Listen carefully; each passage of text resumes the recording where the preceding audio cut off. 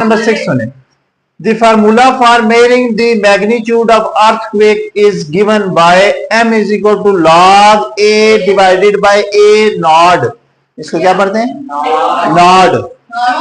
If the amplitude a is 10,000 and reference amplitude a nod is 10, what is the magnitude of earthquake?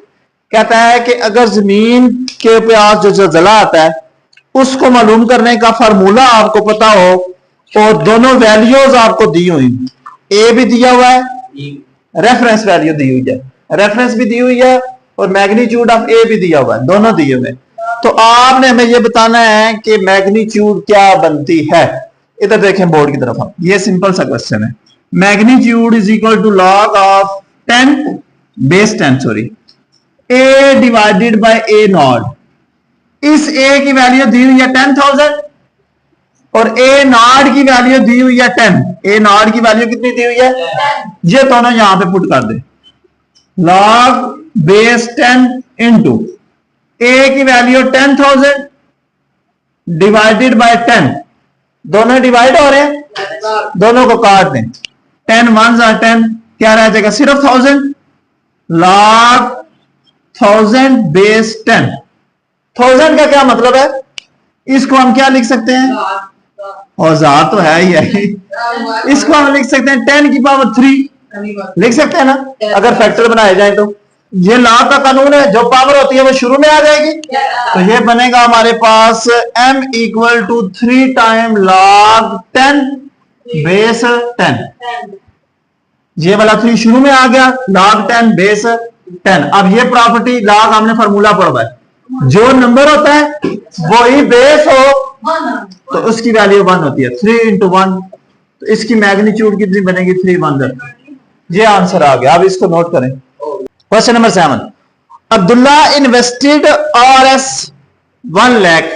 Abdullah ने 1 लाख रुपया invest किया। कहां पे? इन ए saving scheme, saving scheme के अंदर, and gain interest at the rate of 5% पर annual. कहता है अब्दुल्ला ने 1 लाख रुपया बैंक में जमा करा दिया और सालाना उस 1 लाख के ऊपर सूद के जो पैसे बनते हैं वो 5% बनते हैं। इंटरेस्ट कितना बनता है? 5% सालाना।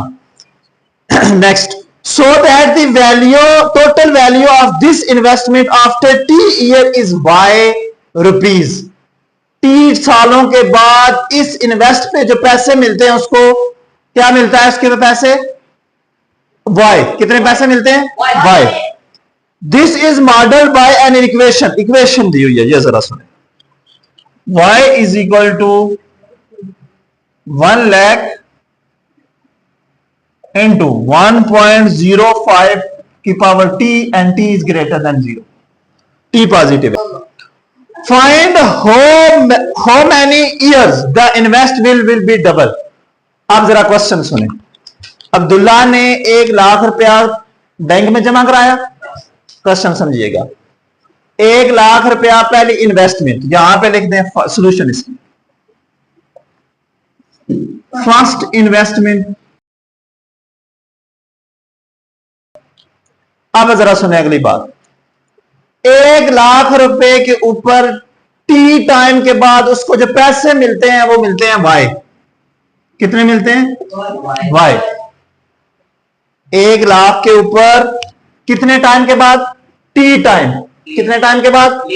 T टाइम के बाद उसको जो पैसे मिलते हैं कितने मिलते हैं? और जो एनुअल इन्वेस्टमेंट सॉरी इंटरेस्ट है, इंटरेस्ट उसके ऊपर कितना है? 5% इंटरेस्ट लगने के बाद जो उसको पैसे मिले कितने मिले? Y। अब जरा अगला क्वेश्चन सुने। कहता है कि कितने सालों के बाद उसको 1 लाख का डबल मिलेगा। कितने सालों के बाद 1 लाख का डबल मिलेगा। आपने ये बताना है कि टाइम करना है, मालूम करना है ये वाला कितने टाइम के बाद ये वाली जो इन्वेस्टमेंट है ये क्या हो जाएगा? डबल मतलब 2 लाख। इसका मतलब पहले इसको पैसे कितने मिले? Y। अब Y की कीमत हमें पता चल गया 2 लाख। ये बात किसी को ना समझ आई हो? समझ आ गया? 1 लाख पे कितने पैसे मिले? बाय। अब हमें पता है कि पैसे कितने मिले? 2 लाख। हमने क्या मालूम करना है? साल बताने हैं कि कितने सालों के बाद उसको 2 लाख मिलेगा। क्लियर हो गया क्वेश्चन? अब इसके अंदर फॉर्मूले के अंदर कीमतें पुट कर दें। वाई की जगह क्या आ जाएगा? 2 lakh is equal to 1 lakh multiply 1.05 की पावर टी। हमने ये टी मालूम करना है। लाख इधर मल्टीप्लाई हो रहा है, इधर आगे क्या हो जाएगा? Divide. 2 lakh divided by 1 lakh is equal to 1.05 की पावर लाख का टेबल 2 लाख पे कितनी दफा जाएगा? 2 दफा। तो ये बना 2 इज इक्वल टू 1.05 की पावर टी। दोनों तरफ लाख ले लें।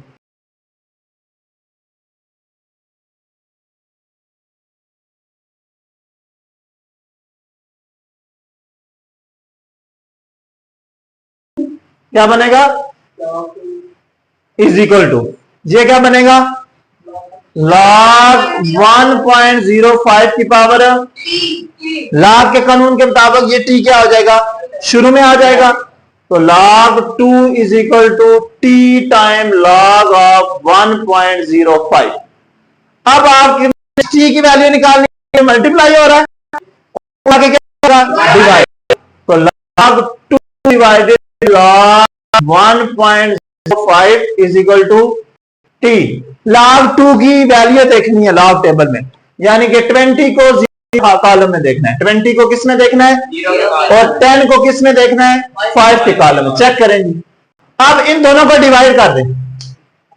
इन दोनों को डिवाइड करें तो ये आता है 14.2। कितना आता है? 14। इसका मतलब 14 साल उसको लगेंगे 2 लाख पैसे कमाने के लिए। कितने साल? t is equal to 14 year approximate कर दें। 14 साल में, उस 14 साल के बाद ये जो इन्वेस्टमेंट उसने की थी 1 लाख की, ये डबल होगी कितने सालों के बाद? कहता है जी Horia is take hiking up a mountain where the temperature T decreases by 3% for every 100 metre gain in altitude. हर 100 मीटर बुलंदी पे जाते हुए 3% टेम्परेचर क्या होता है? कम। The initial temperature T I, initial temperature कौन सा है? ये टी के साथ जो आई लिखा है इसका मतलब इब्तदाई temperature, initial temperature at the sea level is 20 degree centigrade. ये दिया हुआ है। टी आई की वैल्यू कितनी दी हुई है? 20 degree centigrade.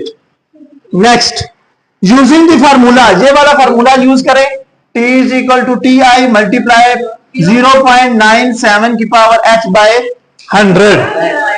Calculate the temperature at the altitude of h is equal to 500। अब वो कितनी बुलंदी पे है? 500 मीटर की बुलंदी पे है। आपने बताना है कि इस बुलंदी के ऊपर टेम्परेचर उस वक्त कितना होगा। क्लियर हो गया क्वेश्चन? यहां पे पुट करेंगे।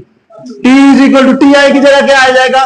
20 0.97 की पावर h की जगह कितना आ जाएगा? 500 डिवाइडेड बाय 100। 500 को 100 से डिवाइड करेंगे 5 ही आएगा ना। 0.97 की पावर 5। अब 5.97 की पावर 5 का क्या मतलब है? 0.97 को कितनी दफा जरब दें? 5 बार जरब दें। Very good.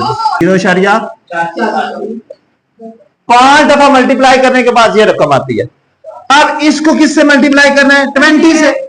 20 से इसको साथ मल्टीप्लाई कर दे। मल्टीप्लाई 20 तो ये आपके पास आएगा 17.17।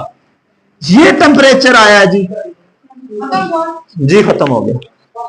जो जो बुलंदी पे जाती जाएगी तो टेम्परेचर कितना होता जाएगा? कम होता जाएगा। और 500 मीटर बुलंदी के ऊपर टेम्परेचर कितना होगा? 17.17 डिग्री सेंटीग्रेड। सेंटीग्रेड साथ लिख दें, डिग्री सेंटीग्रेड। बस ये तीनों क्वेश्चन हमारे खत्म हो गए।